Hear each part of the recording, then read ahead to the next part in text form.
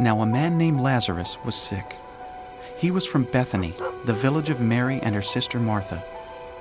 This Mary, whose brother Lazarus now lay sick, was the same one who poured perfume on the Lord and wiped his feet with her hair.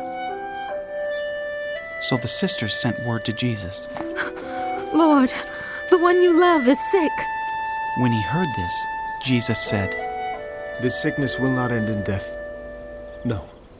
It is for God's glory, so that God's Son may be glorified through it. Now Jesus loved Martha and her sister and Lazarus. So when he heard that Lazarus was sick, he stayed where he was 2 more days, and then he said to his disciples, Let us go back to Judea. But Rabbi, they said, a short while ago the Jews there tried to stone you, and yet you are going back? Jesus answered, Are there not 12 hours of daylight? Anyone who walks in the daytime will not stumble, for they see by this world's light. It is when a person walks at night that they stumble, for they have no light. After he had said this, he went on to tell them, Our friend Lazarus has fallen asleep, but I am going there to wake him up. His disciples replied, Lord, if he sleeps, he will get better.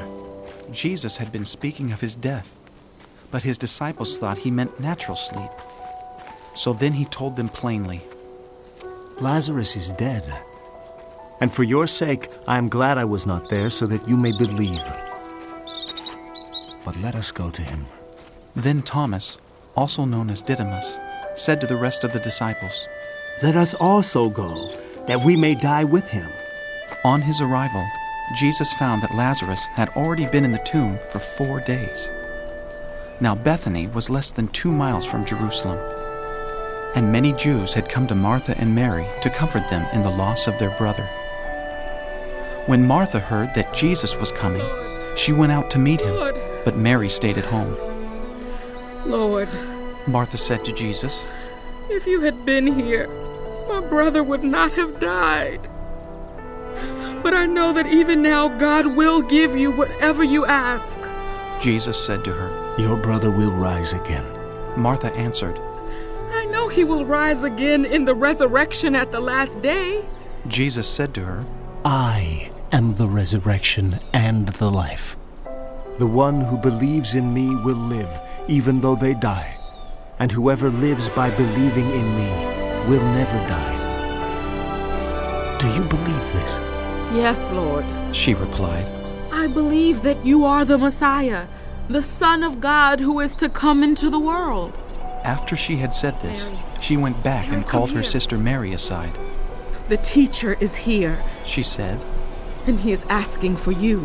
When Mary heard this, she got up quickly and went to him.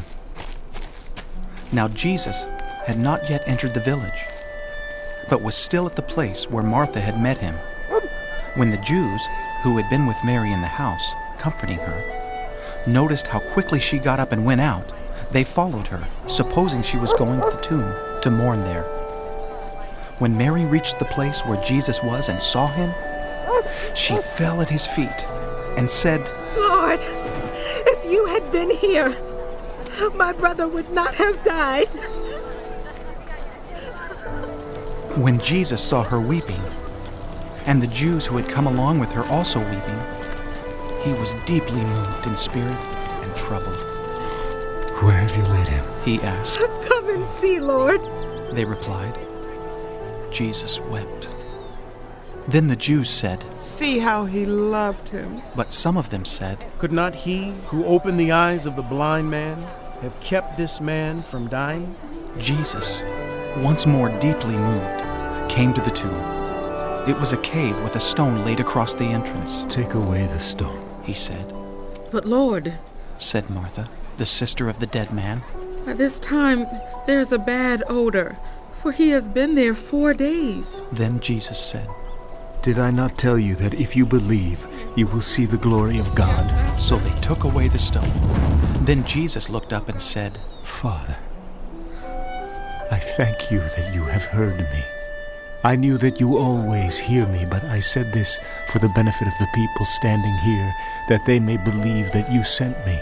When he had said this, Jesus called in a loud voice, Lazarus, come out! The dead man came out, his hands and feet wrapped with strips of linen and a cloth around his face. Jesus said to them, Take off the grave clothes and let him go. Therefore many of the Jews who had come to visit Mary and had seen what Jesus did believed in him. But some of them went to the Pharisees and told them what Jesus had done. Then the chief priests and the Pharisees called a meeting of the Sanhedrin. What are we accomplishing? They asked. Here is this man performing many signs. If we let him go on like this, everyone will believe in him. And then the Romans will come and take away both our temple and our nation. Then one of them, named Caiaphas, who was high priest that year, spoke up. You know nothing at all. You do not realize that it is better for you that one man die for the people than that the whole nation perish. He did not say this on his own, but as high priest that year, he prophesied that Jesus would die for the Jewish nation, and not only for that nation, but also for the scattered children of God, to bring them together and make them one. So from that day on, they plotted to take his life. Therefore, Jesus no longer moved about publicly among the people of Judea. Instead, he withdrew to a region near the wilderness, to a village called Ephraim, where he stayed with his disciples. When it was almost time for the Jewish Passover, many went up from the country to Jerusalem for their ceremonial cleansing before the Passover. They kept looking for Jesus, and as they stood in the temple courts, they asked one another, What do you think? Isn't he coming to the festival at all? But the chief priests and the Pharisees had given orders that anyone who found out where Jesus was should report it so that they might arrest him.